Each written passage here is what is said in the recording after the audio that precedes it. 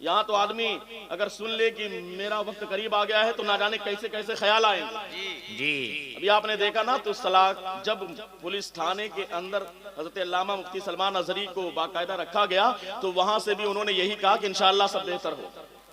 जी जो मुजाहिद होता है वो डरता नहीं मौत से, बिल्कुल बिल्कुल वो डरता नहीं है मौत से। कसम खुदा की मौत तो आनी है, ये दुनिया फानी है, वो एक लम्हे का मामला है, उसके बाद हमेशा के लिए अल्लाह उसे जिंदगी अता फरमा देता है। बहुत अच्छे बहुत अच्छे। और जो लोग चाहते हैं कि वो मरने के बाद फिर हमेशा की जिंदगी उन्हें भी सरकार के सदके में मिल जाए और उनका कफन भी महफूज हो जाए, बदन भी महफूज हो जाए, तो अल्लामा किफायत अली काफी मुरादाबादी का ये शेर सुने।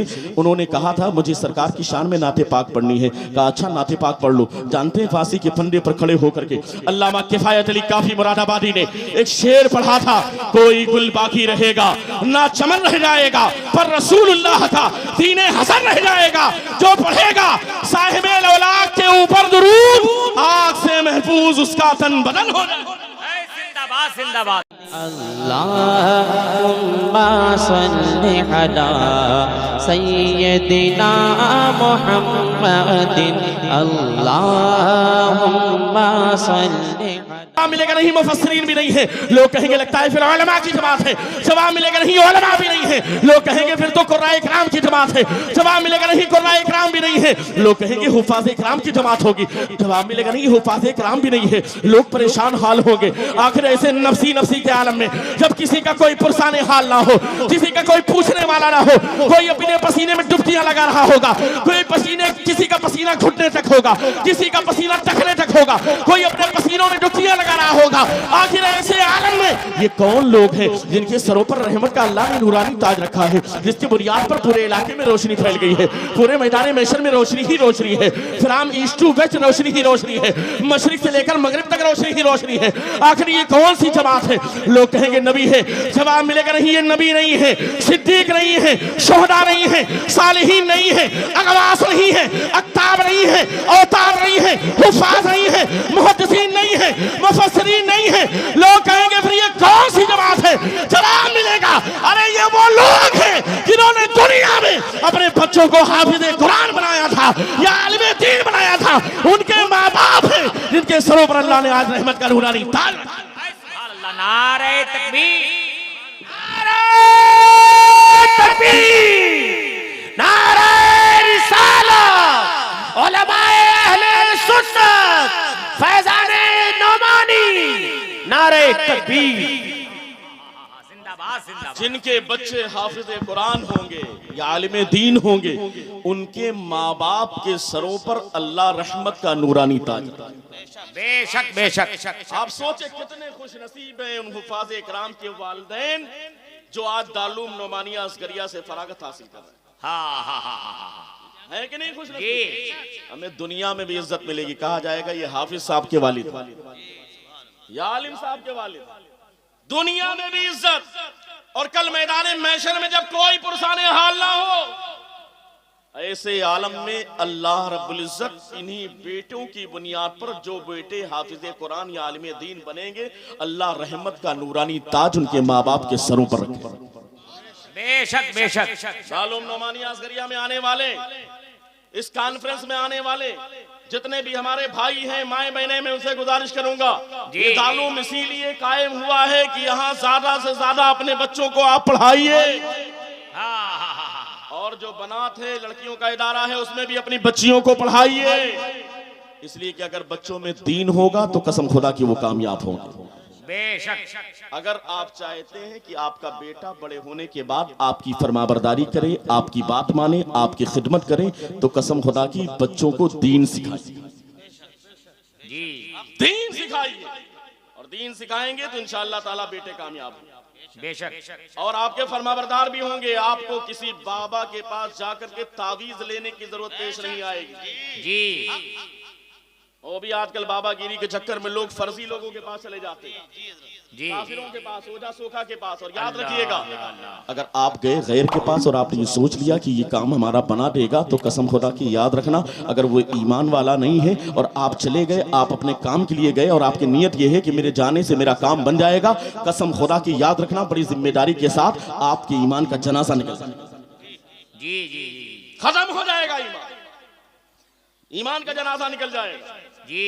इसलिए ज़रात गिरामी अगर तावीज़ लेना भी है तो कोई अहले सुन्नत वल जमात के हाफिज कुरान या आलिम दीन या इमाम से तावीज़ और खुद इस लायक बनिए। दरूद पाक की कसरत कीजिए, दरूद पाक पढ़ेंगे तो इंशाअल्लाह ताला दरूद पाक की बरकत से बीमारों को अल्लाह शिफा अता फरमा देता। और जिस तरीके से हमारे औलिया इकराम जिंदा हैं, पंडवा शरीफ की सरजमीन पर मखदूम अलाउल हक पंडवी जिंदा है, जिंदा है कि नहीं जी? बोलो हाथ उठा के जिंदा है कि नहीं? पीराने पीर मखदूम अकी सिराज आईने हिंद सादुल्लाहपुर जिंदा है कि नहीं? जी जिंदा। दिल्ली के निजामुद्दीन जिंदा है कि नहीं? कलियर के साबरे पाक जिंदा है कि नहीं? बेशक। बरेली के इमाम अहमद रजा खान जिंदा है कि नहीं? बेशक।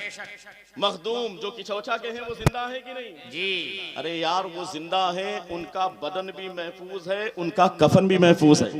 बेशक। और अगर हम चाहते हैं कि हमारा भी बदन और हमारा भी कफन महफूज हो जाए तो हम एक नुस्खा लेकर के जाएं, और वो नुस्खा ये है कि हम कसरत के साथ प्यारे आका पर दरूद पाक पढ़ें।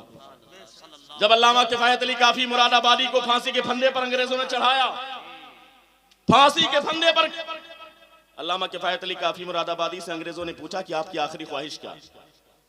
होता है ना, आज भी पूछा जाता है, किसी को फांसी दी जाती है तो पूछा जाता है कि आपकी आखिरी ख्वाहिश क्या है?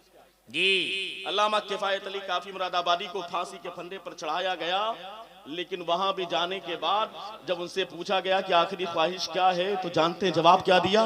मेरी आखिरी ख्वाहिश ये है कि मैं सरकार की शान में नाते पाक पढ़ना चाहूंगा। सुभान अल्लाह, सुभान अल्लाह, सुभान अल्लाह, सुभान अल्लाह। नाते पाक पढ़ना चाहता हूं, हाँ। सरकार की शान में नाते पाक पढ़ना चाहता हूं। यहाँ तो आदमी अगर सुन ले कि मेरा वक्त करीब आ गया है तो ना जाने कैसे कैसे ख्याल आएंगे। जी। अभी आपने देखा ना तो सलाह जब पुलिस थाने के अंदर हजरत अल्लामा मुफ्ती सलमान अजहरी को बाकायदा रखा गया तो वहां से भी उन्होंने यही कहा कि इंशाअल्लाह सब बेहतर हो। जी। जो मुजाहिद होता है वो डरता नहीं मौत से, बिल्कुल बिल्कुल, वो डरता नहीं है मौत से। बेशक। कसम खुदा की मौत तो आनी है, ये दुनिया फानी है, वो एक लम्हे का मामला है, उसके बाद हमेशा के लिए अल्लाह उसे जिंदगी अता फरमा देता है। बहुत अच्छे, बहुत अच्छे। और जो लोग चाहते हैं कि वो मरने के बाद फिर हमेशा की जिंदगी उन्हें भी सरकार के सदके में मिल जाए और उनका कफन भी महफूज हो जाए, बदन भी महफूज हो जाए, तो अल्लामा किफायत अली काफी मुरादाबादी का ये शेर सुने। उन्होंने कहा था मुझे सरकार की शान में नाते पाक पढ़नी है। कहा अच्छा नाते पाक पढ़ लो। जानते हैं फांसी के फंदे पर खड़े होकर के अल्लामा किफायत अली काफी मुरादाबादी ने एक शेर पढ़ा था, कोई गुल बाकी रहेगा ना चमन रह जाएगा, पर रसूलुल्लाह का दीने हसन रह जाएगा। जो पढ़ेगा साहिबे औलाद के ऊपर दुरूद, आग से महफूज उसका तन बदन हो जाए। जिंदाबाद, जिंदाबाद। वाह, वाह, वाह, वाह, वाह, वाह, वाह। जो पढ़ेगा साहिबे औलाद के ऊपर दुरूद, जी। जो पढ़ेगा साहिबे औलाद के ऊपर दुरूद, आग से महफूज उसका तन। नारे तकबीर। आप हजरात खड़े हो जाएं। हुजूर पीरे तरीकत अल्लामा सैयद मुकीमुर रहमान साहब क़िबला रामपुर की धरती से तशरीफ लाए हुए हैं। जरा खड़े हो जाएं, खड़े होकर नारे का जवाब दें। नारे तकबीर और मोहब्बत के साथ, और मोहब्बत के साथ नारे तकबीर, नारे रिसालत, उलमाए अहले सुन्नत मसलके आला हजरत, नारे तकबीर, नारे रिसालत, हजरत अल्लामा सैयद मुकीमुर रहमान साहब क़िबला, नारे तकबीर। सुभान अल्लाह। बड़ी खुशी की बात, हमारी जमात के बेहतरीन आलिम दीन फाज़िल जलील हजरत अल्लामा सैयद मुकीमुर रहमान साहब क़िबला रामपुर की धरती से की मायनाज शख्सियतें इकट्ठा हुई हैं, जिनमें से एक शख्सियत गौसे आज़म पीर तरीक़त हज़रत अल्लामा मौलाना सैयद मुकीमुर रहमान साहब क़िबला रामपुरी की। अभी आप देख रहे हैं, जितने खूबसूरत आप दिख रहे हैं उससे खूबसूरत इंशाअल्लाह आपका बयान होगा। आप देखते रहें, काले रसूल के चेहरे की ज़ियारत भी इबादत है। नूरानी चेहरे को देखें और बयान को सुने और उसे अपने सीने में लेकर के जाएं। कोई गुल बाकी रहेगा ना चमन रह जाएगा, पर रसूलुल्लाह का दीने हसन रह जाएगा। जो पढ़ेगा साहिबे औलाद के ऊपर दुरूद, आग से महफूज उसका तन बदन रह जाएगा। वाह वाह वाह वाह। तो अगर हम चाहते हैं कि मरने के बाद हमारा भी बदन महफूज हो जाए, कफन महफूज हो जाए, तो हम प्यारे आका पर कसरत के साथ दुरूद पाक पढ़ा। जिस तरीके से हमारे हुफाज इकराम जो फारिग हो रहे हैं, इनके बारे में रिवायतों में आता है कि हाफिज कुरान के जिस्मों को भी अल्लाह रब्बुल इज्जत ने जमीन पर हराम करार दिया है कि हाफिज कुरान के जिस्मों को खाए। जी। हाफिज कुरान का जिस्म भी महफूज हो जाता है। वो कितने खुशनसीब हैं माँ बाप, और उससे ज्यादा खुशनसीब है वो बेटा जिसको अल्लाह ने हाफिज कुरान बनाया। तो इसलिए हज़रात इकरामी अपने बच्चों को दीन सिखाओ, और याद रखना जो भी बाप है और जो माँ है, या आने वाले वक्त में जो बाप बनेंगे, गौर से सुने बस एक आखिरी बात, तुम बाप कहलाने के हकदार उस वक्त हो जबकि तुम्हारा बेटा दीनदार। बाप बाप कहलाने का हकदार उसी वक्त है जबकि बेटा दीनदार हो। आपके 4 बेटे हैं, एक मुंबई में पैसा कमा रहा हो, एक सऊदी चला जाए, एक दुबई चला जाए, और एक बाहर चला जाए। उसके बाद आप चौराहे पर बैठ करके चाय की दुकान पर अपने कॉलर को टाइट करके ये बोलो कि हमारा एक बेटा 25,000, दूसरा 25,000, एक 25,000, चौथा 25,000, 1 लाख रुपए महीने में आता है। बहुत अच्छी बात है, ये तुम्हारी दुआएं हैं जो बेटों के हक में कबूल हुई है। बेटे दुनिया कमा रहे हैं, लेकिन जरा बताओ तो सही, तुम्हारा बेटा जो 4 बेटे हैं उनमें से कौन सा बेटा है जो 5 वक्ता नमाज भी पढ़ता है? कौन सा बेटा है जो ज़कात भी अदा करता है? कौन सा बेटा है जो रमजान में पूरे रोजे भी रखता है? कौन सा बेटा है जो गरीबों की मदद भी करता है? तुम्हारा बेटा दीनदार कितना है? इसलिए कि कुल्लुकुम राइन व कुल्लुकुम मसूलुन अन रइयतिही, तुम में से हर शख्स जिम्मेदार है, और जो जिसका जिम्मेदार है उसके बारे में उससे सवाल किया जाएगा। अगर बाप है तो घर का गार्जियन है, उससे उसके घर के बारे में सवाल किया जाएगा। अगर घर का दादा जिम्मेदार है तो उससे सवाल किया जाएगा। अगर तुम्हारा बेटा खुराफात करता है या तुम्हारी बेटी तुम्हारी निगाहों के सामने खुराफात करे, तुम्हारा बेटा मोबाइल लेकर के फाश और या तस्वीरें तुम्हारी निगाहों के सामने देखे, लेकिन तुम्हारी जबान में इतनी ताकत ना हो कि तुम अपने बेटे को रोक सको, तुम्हारी बेटियां तुम्हारी निगाहों के सामने टीवी खोल करके न जाने कैसी कैसी फाश और या तस्वीरें देखे, गंदे गंदे सीरियल देखे, लेकिन माँ की जबान में इतनी ताकत ना हो कि माँ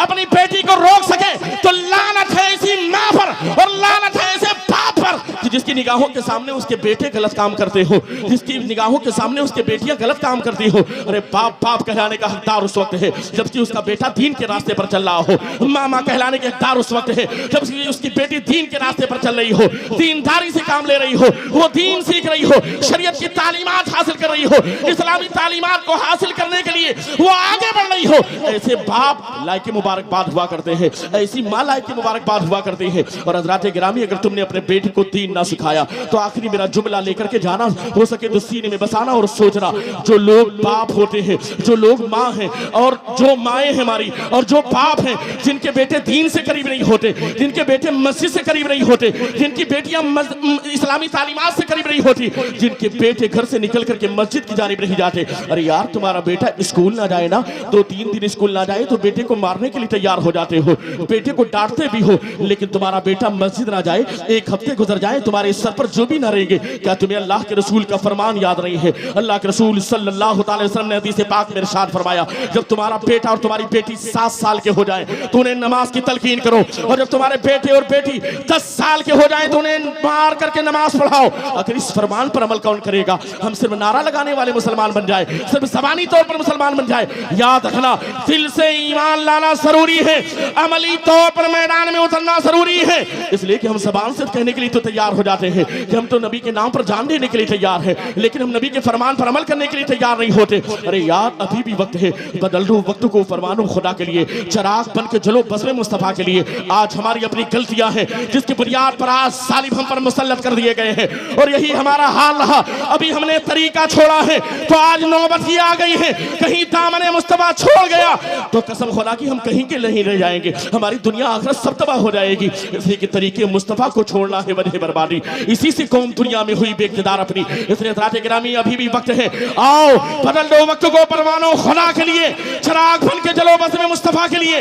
जिनका बेटा दीनदार नहीं, जिनकी बेटियां दीनदार नहीं, सुनो कल मैदानी मैशर होगा, एक नौजवान इंसान है, अल्लाह रब्बुल इज़्ज़त हुक्म देगा, ए फरिश्तों, ये नौजवान बड़ा गुनहगार है, स्याकार है, बदकार है, बहुत बड़ा सियाशियार है। मेरे आखिरी जुमले, आखिरी रिवायत गौर से सुन लो हज़रात गिरामी, उसके बाद मैं अपनी जगह पर बैठ जाऊंगा। तवज्जो के साथ सुनना, नौजवान इंसान है, गुनाहों में मुलव्विस रहने वाला इंसान है, बड़ा सियाशियार है, गुनहगार है, बदकार है, स्याकार है, रातों दिन गुनाहों में मुलव्विस रहने वाला इंसान है। अल्लाह ने फरिश्तों को हुक्म दिया, ए फरिश्तों, उसे उठा उठाकर के जहन्नम में डाल दिया जाए। फरिश्ते आकर के उसे पकड़ते हैं, पकड़ने के बाद जहन्नम की जानिब ले जाने का इरादा करते हैं। वो नौजवान तड़प जाता है, फरिश्तों के वसीले से अल्लाह की बारगाह में रिज़ा पेश करता है। ए फरिश्तों, अल्लाह की बारगाह में रिज़ा पेश करो, मैं गुनहगार हूँ, स्याकार हूँ, बदकार हूँ, यकीनन मैं बहुत बड़ा मुजरिम हूँ, यकीनन मैं बहुत बड़ा गुनहगार हूँ, यकीनन मैंने रातों दिन गुनाहों में जिंदगी गुजारी है, यकीनन सर से लेकर पैर तक पूरा बदन गुनाहों में मुलविस है, न जाने कैसे कैसे गुनाह मैंने किए हैं। हज़रात गिरामी, हम भी जरा सोचे तो सही, न जाने कितनी गलतियां हमने की है, लेकिन हम तो जिंदगी ऐसे गुजारते हैं, ऐसे लगता है कभी हमें मरना ही नहीं है, और मर के दुनिया से ऐसे चले जाएंगे जैसे लगता है कभी जिंदा ही नहीं थे। और हश्र का मामला तो बड़ा अजीब व गरीब है, इसलिए कि खुदा का हार है गजब पर, खुले हैं बदकारियों के दफ्तर, बचा लो आकर मेरे पैगंबर की सख्त मुश्किल हिसाब में है।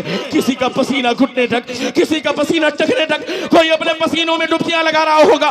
ऐसे आलम में यौमा यफिरुल मरउ मिन अखी व उम्मिही व अबी व साहिबती व बनी लिकुल्लि इम्रिइन मिनहुम यौमइज़िन शान युगनी, जबकि बाप बेटे को पहचानने से इनकार कर दे, शौहर अपनी बीवी को पहचानने से इनकार कर दे। ऐसे आलम में जरा सोचो तो सही, कोई किसी का पुरसाने हाल नहीं होगा। जरा गौर से सुनना, एक नौजवान है, गुनाहों में मुलविस रहने वाला इंसान है, फरिश्तों को अल्लाह ने हुक्म दिया इसे उठा करके जहन्नम की आग में झोंक दिया जाए, इसे जहन्नम में डाल दिया जाए। जरा सोचे तो सही, हमारे जिस्म तो बड़े नाजुक हैं, हम आग को कैसे बर्दाश्त करेंगे? अरे हम तो थोड़ी सी सर्दी को बर्दाश्त नहीं कर पाते, हम तो थोड़ी सी गर्मी को बर्दाश्त नहीं कर पाते, हम तो एक डॉक्टर के इंजेक्शन को बर्दाश्त नहीं कर पाते। जरा सोचे तो सही, हम कब्र के अजाब को कैसे बर्दाश्त करेंगे, हम जहन्नम की आग को कैसे बर्दाश्त करेंगे? आज अल्लाह ने हुक्म दिया नौजवान को उठा करके जहन्नम में डाल दिया जाए। वो नौजवान तड़प करके फरिश्तों के वसीले से अल्लाह की बारगाह में रिज़ा पेश करेगा। ए फरिश्तों, अल्लाह की बारगाह में रिज़ा पेश करो, मैं गुनहगार हूँ, स्याकार हूँ, बदकार हूँ, मैं बहुत बड़ा मुजरिम हूँ, लेकिन फरिश्तों के वसीले से अल्लाह की बारगाह में रिज़ा पेश करेगा। ए पालनहार, परवरदिगार, ए रब्बुल आलमीन, मैं बहुत बड़ा मुजरिम हूँ, मुझे इस बात का इतराफ़ है, मैंने बहुत ज़्यादा गुनाह किया है, मुझे इस बात का इतराफ़ है, रातों दिन मैंने गुनाहों में गुजारा है, मुझे इस बात का इतराफ़ है, लेकिन ए फरिश्तों, अल्लाह की बारगाह में रिज़ा पेश करो, मुझे थोड़ी देर के लिए मोहलत दे दी जाए, मुझे थोड़ी देर का वक्त दे दिया जाए, मुझे थोड़ी देर का वक्फा दे दिया जाए, उसके बाद मैं खुद जहन्नम में जाने के लिए तैयार हूँ। मुझे इस बात का इतराफ़ है कि मैं बहुत बड़ा मुजरिम हूँ, मुझे इस बात का इतराफ़ है कि मैं बहुत बड़ा गुनहगार हूँ, मुझे इस बात का इतराफ़ है कि मैं बहुत बड़ा स्याकार हूँ। फरिश्ते अल्लाह की बारगाह में रिज़ा पेश करेंगे। ए पालनहार, परवरदिगार, जिस बंदे के बारे में तूने हुक्म दिया है कि उठा करके जहन्नम में डाल दिया जाए, आज वो नौजवान तेरी बारगाह में रिज़ा पेश कर रहा है।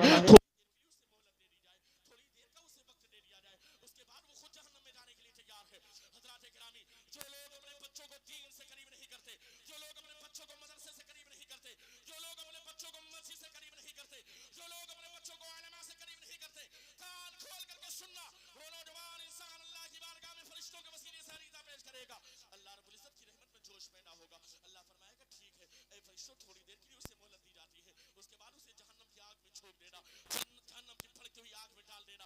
फरिश्ते अर्ज़ करेंगे, ठीक है मौला, थोड़ी देर का उसे वक्फा मिलेगा। फरिश्ते आकर कहेंगे, मुबारक हो, तुझे थोड़ी देर के लिए वक्त मिल गया है, उसके बाद तू जहन्नम में जाने के लिए तैयार हो जाना।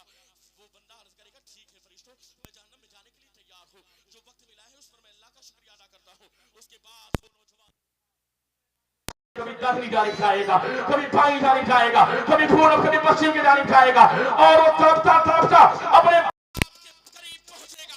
और जब अपने पाप के करीब पहुंचेगा तो एक रिवायत के मुताबिक अपने पाप के गिरेबान को, या अगर कपड़े नहीं होंगे तो अपने पाप के बाकायदा कंधे को पकड़ेगा, और वो नौजवान बेटा अपने पाप के कंधे को पकड़ करके घसीटता हुआ रब्बे कायनात की बारगाह में लाएगा, और लाने के बाद फरिश्तों के वसीले से अल्लाह की बारगाह में रिज़ा पेश करेगा।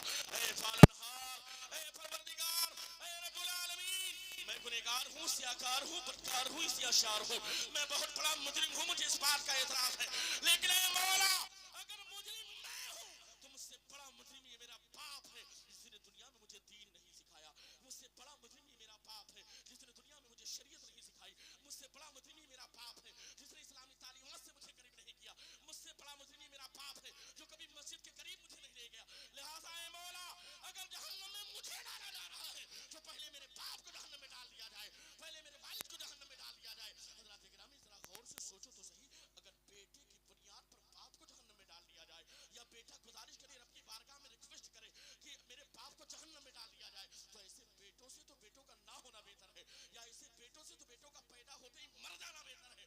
जो बेटा इसलिए हज़रात गिरामी अभी भी वक्त है, अपने बच्चों को दीन सिखाओ, अपने बच्चों को इस्लामी तालीमात से करीब करो, अपने बच्चों को उलमा से करीब करो, अपने बच्चों को मस्जिद और मदरसे से करीब करो। दारुल नौमानिया अस्करिया में या अहले सुन्नत वल जमात के इदारे में अपने बच्चों को दाखिल करो और ज्यादा से ज्यादा दीन सिखाने की कोशिश करो। इसलिए कि अगर हमारी बच्चियों ने दीन सीख लिया, हमारे बच्चों ने दीन सीख लिया,